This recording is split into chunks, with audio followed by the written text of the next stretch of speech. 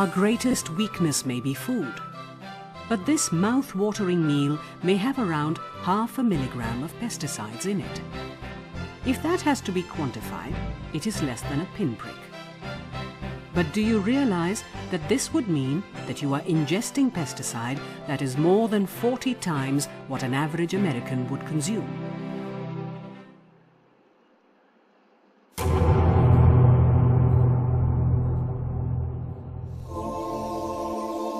All pesticides are lethal poisons. In India, indiscriminate and unregulated use of pesticides is poisoning land, water, air and food. India spreads out nearly 90,000 tons of pesticides on its fields, making it one of the largest users in the world. Farmers use pesticides carelessly. Some use the wrong chemical, while others overuse. Many harvest immediately after spraying.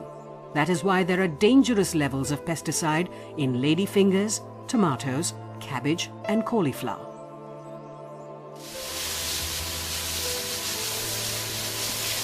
This is not rain. It is pesticides being sprayed on grape vineyards in Nasik. Harmful fungicides are used to ripen fruits so that it could be rushed to the market. If your cauliflower looks fresh and white, it is because it has been dipped in pesticide. Consumers would rather not buy the natural one, that is a pale yellow. Pesticide residues in vegetables, fruits, pulses, grains and water can cause numerous health complications like cancer, genetic defects and impotency. The toxins are here. The slow poisoning of India is threatening our lives.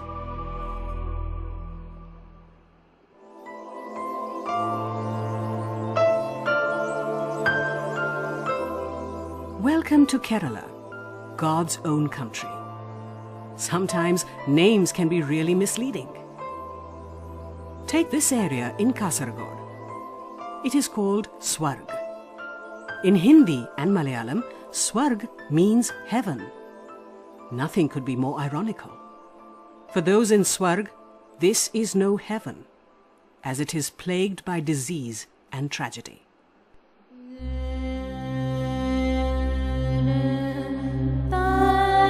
These are some victims from small village hamlets that got exposed to pesticide aerially sprayed for 26 long years in the cashew plantations of Kasaragod district in Kerala. Many of them got paralyzed or are seriously ill. Swarg and other areas like Padre, Mulayar and Bellur in Kasaragod district of Kerala have become living examples of how the poison in pesticides could be lethal to our health when used excessively and carelessly. The area is dotted with tragedy-stricken families battling physical deformities, cancers and disorders of the central nervous system. Government studies show it was caused by the aerial spraying of endosulfan on cashew plantations in an area spread over 4,700 hectares. Numerous children in the Vaninagar school in Padre village have complex health problems. When Shruti was born 10 years ago, she had just one leg to use. The other was malformed.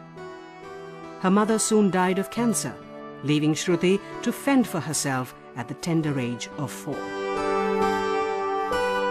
Aimlessly running around the school is 14-year-old Udaya Maniani, who is mentally challenged. He was almost 9 when he started walking and is still in primary school. He smiles, unaware of the tragedy that stalks his future. Udaya Shetty was born with cerebral palsy. He smiles at strangers and television cameras that film his tragedy. His family sent him to school just to keep him occupied. But children ran away from him in fear. Udaya Naik was born with a hole in his heart. He needs open heart surgery, but his family cannot afford it. Shruti tries to make the best of her life with an artificial leg, but others are not so lucky. Government studies show that the spraying of endosulfan pesticide on the cashew plantations had affected the health of the villagers. Endosulfan is a deadly pesticide banned in many parts of the world. It is mandatory to cover all water sources like wells, tanks and other water bodies during the spraying of such a toxic pesticide. But this was not done. Endosulfan hangs on long after it has been sprayed. Rains wash the deadly pesticide from the mountainous terrain into rivers below, which are drinking water sources. Swarga is one such stream. I started my practice here in 1982. As I became familiar with the families nearby my clinic, I started noticing that something is peculiar here. There has been high incidences of central nervous system diseases like psychiatric problems and neurological deficits, mental retardation, cerebral palsy, congenital abnormalities, and moreover cancer cases. For the last 2 years, because of a court order banning endosulfan spray, there has been no spray here. The very good thing here is the life has started improving. The ecology, the nature has started improving. We can see the birds, actually birds, fishes, reptiles, all had been extinguished from here during the spray time. As the tragedy of the victims got media exposure, the Indian Council of Medical Research asked the National Institute of Occupational Health to study the effects of endosulfan exposure on school children in Vaninagar. The study showed children had congenital abnormalities. Male children suffered from delayed sexual maturity, while female children matured early. Another study by the Kerala's Health Department also found cases of congenital abnormalities, mental retardation, cancer and infertility in areas where the aerial spraying was done. Endosulfan was also found in the blood samples of children. 14-year-old Manikandan from Mulayar has a serious skin problem. He stays close to the cashew plantations. He finds it difficult to sleep at night as his skin itches and hurts. Manikandan dropped out of school when he found that other students were refusing to sit with him.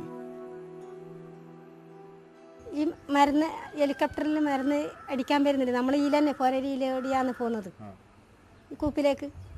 അപ്പോൾ ഈല അതിനെ കൊണ്ട് വന്നില്ലൊരു സംശയം. അത് ഈ കിണറ്റിലും പിന്നെ നമ്മൾ പാത്രം വെള്ളത്തിന് പുറത്തെല്ലാം വെക്കുമ്പോൾ അടച്ചു വെക്കലൊന്നുമില്ല. പല സൂക്കേടും ഛർദിയും പനിയും തലവേദന പനിയായിട്ടെല്ലാം കിടക്കും. 20-year-old Ashraf also lived very close to the plantation in Mulayar. He was fit and healthy in primary school, but gradually his eyesight weakened, walking became difficult, and today he is mentally challenged. But Ashraf's father, Abdul, is now more worried about Shahina, his 10-year-old daughter. She is developing similar symptoms. Her eyesight is getting weaker. Nizamuddin from Nattanige village looks 3, but he is 7. His growth has been severely retarded. He does not speak, but mumbles. He too lived very close to a cashew plantation. But seeing what happened to him, his family shifted a kilometer away.